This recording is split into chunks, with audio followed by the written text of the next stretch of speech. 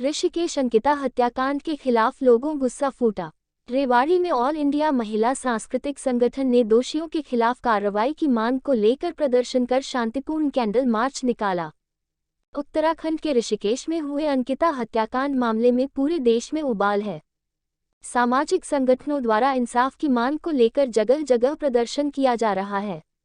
इसी कड़ी में अंकिता को न्याय दिलाने की मांग को लेकर ऑल इंडिया महिला सांस्कृतिक संगठन द्वारा रेवाड़ी में राव तुलाराम पार्क में एकत्रित होकर प्रदर्शन किया गया और शांतिपूर्ण कैंडल मार्च निकाला गया।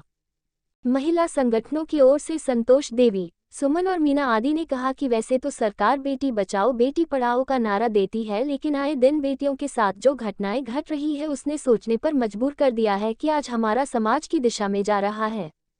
उन्होंने कहा कि उत्तराखंड की भूमि को देवभूमि कहा गया है और हमारे समाज में महिला को मां का दर्जा दिया गया है। ऐसे में एक महिला के साथ इस तरह की दरिंदगी कहां तक जायज है, जबकि रिजॉर्ट को चलाने वाले बीजेपी समर्थित नेता और कार्यकर्ता है।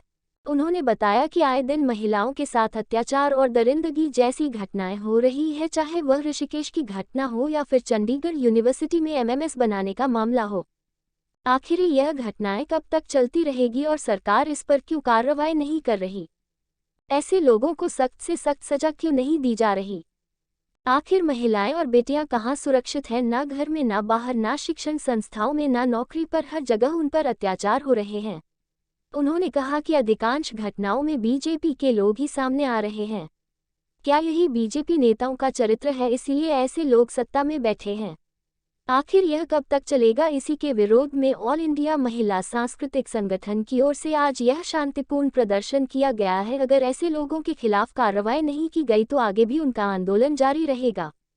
दरअसल महिला सांस्कृतिक संगठन के बैनर तले अंकिता को न्याय दो, अंकिता के कातिलों को फांसी दो, राजशाह में बच्चियों पर जुल्म नहीं चलेगा इत्यादि नारों के साथ राव तुलाराम पार्क में इकट्ठा होकर विरोध प्रदर्शन आयोजित किया। प्रदर्शनकारियों को तारा देवी, बिंदु, सुमन कुमारी, सुमन, गीता, मोनिका, संतोष, राजवंती, समृति, संतरा देवी, भगवती देवी, रजनी इत्यादि ने संबोधित किया। वक्ताओं ने कहा कि महिलाओं पर बढ़ते जुल्म, अपराध, हत्याओं से देश की महिलाएं असुरक्षित महसूस कर रही है। सरकार और नेताओं की शह में जब अत्याचार बढ़ रहे हैं तो मामला और भी गंभीर हो जाता है। भाजपा जिस संस्कृति की बात करती है, क्या यही संस्कृति है कि हत्यारे, बलात्कारियों को बचाने के लिए सबूत मिटा दिया जाए? इन्हीं से इस आवाज को बुलंद रखेगी। संतोष है, ऑल इंडिया महिला सांस्कृतिक संगठन की रेवाड़ी की जिला सचिव हूँ मैं। आज जो बहन अंकिता के साथ हुआ है वो बहुत ही बुरा हुआ है और सरकार के लोगों ने कि जो सरकार में है उन लोगों का हाथ है इसमें। उसको एक्स्ट्रा वर्किंग के लिए उसको बुलाया गया, उसके साथ दरिंदगी की गई और जिंदा उसको नदी में फेंक दिया गया। ये उसके साथ बहुत ही गलत हुआ है। हम सरकार से मांग करते हैं कि जो लड़कियों के साथ आए दिन ये बलात्कार, ये रेप के जो केस बढ़ते जा रहे हैं, इनमें दोषियों को फांसी की सजा मिलनी चाहिए और इसके लिए ठोस कदम उठाया जाना चाहिए। धन्यवाद। मेरा नाम सुमन है, मैं ऑल इंडिया महिला सांस्कृतिक संगठन की सदस्य हूँ। आज यहाँ पर हम इकट्ठे हुए हैं, जैसे कि आप सभी ने सुना होगा सोशल मीडिया के माध्यम से कि ऋषिकेश में बहन अंकिता के साथ जो अन्याय हुआ है, हम आज उसका विरोध करने के लिए यहाँ पर इकट्ठा हुए हैं। हम सरकार से जानना चाह रहे हैं कि महिलाओं के ऊपर यह अत्याचार आखिर कब तक चलता रहेगा।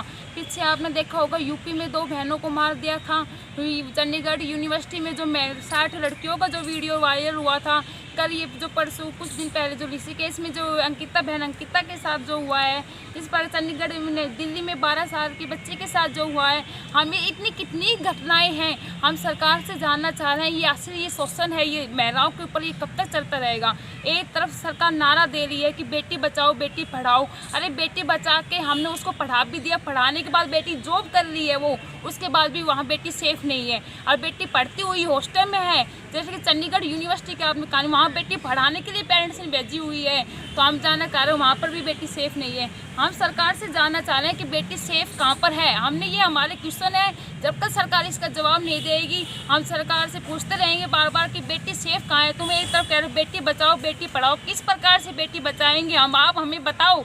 और किस प्रकार से हम बेटी पढ़ाएं? जो एक पढ़ने का जो एजुकेशन सेंटर है वहाँ पर भी बेटी सेफ नहीं है, तो हम बेटियों को पढ़ाएंगे कैसे? हम सरकार से जानना चाह रहे हैं। और ये अत्याचार करने वाले ये कोई और नहीं, ये बीजेपी के ही लोग हैं। जो बहन अंकिता के साथ किए हैं वो बीजेपी का बेटा है। तो सरकार ये इसी प्रकार की सरकार है क्या? वो अपना करैक्टर लेके ये सत्ता में बैठी है? हम सरकार से जानना चाह रहे हैं क्या तुम्हारे पास ऐसा ही नेता है? देश की सुरक्षा करने के लिए, देश की समस्याओं को समाधान करने के लिए सरकार को चुना जाता है, लेकिन ये लोग तो खुद समस्या बने हुए हैं हमारे लिए। हम सरकार से जानना चाह रहे हैं कि लड़कियों की सुरक्षा कहाँ है? कब तक लड़कियों के ऊपर ये शोषण होते रहेंगे? कब तक हम लोग सहन करते रहेंगे? प्रोटेस्ट किए जा रहे हैं। हम अभी फिलहाल यहाँ पर ऑल इंडिया महिला सांस्कृतिक संगठन की तरफ से इकट्ठा हुए हैं। महिला प्रदेश अध्यक्ष हूँ। देखिए, जो उत्तराखंड की भूमि को देवभूमि माना जाता है और महिलाओं को हमारे समाज में माँ का दर्जा दिया गया है, और इसी भूमि पर एक लड़के के साथ अत्याचार होता है, उसके साथ दरिंदगी होती है, और वो सारे बीजेपी दिग्गज नेताओं के बच्चे होते हैं। तो उसमें रिजॉर्ट के नाम पे एक सपा सेंटर का भी काम हो रहा था, जो कि लड़कियों के लिए शेप नहीं था, और ये सारा सरकार के आड़ में किया जा रहा था। तो हम मोदी सरकार से ये उम्मीद करते हैं कि कम से कम बेटियों को न्याय दिलाएं, और जो बेटी पढ़ाओ बेटी बचाओ का नारा है उसको आगे बढ़ाएं। सरकार से यही रिक्वेस्ट करते हैं, और बीजेपी सरकार ऐसा नहीं करती तो हम बीजेपी सरकार का विरोध करेंगे, और इस तरह के सम्मेलन हमेशा चलते रहेंगे महिलाओं के प्रति। हाँ जी, आज कैंडल मार्च भी निकाल रहे हैं, और ये हमारा आंदोलन भी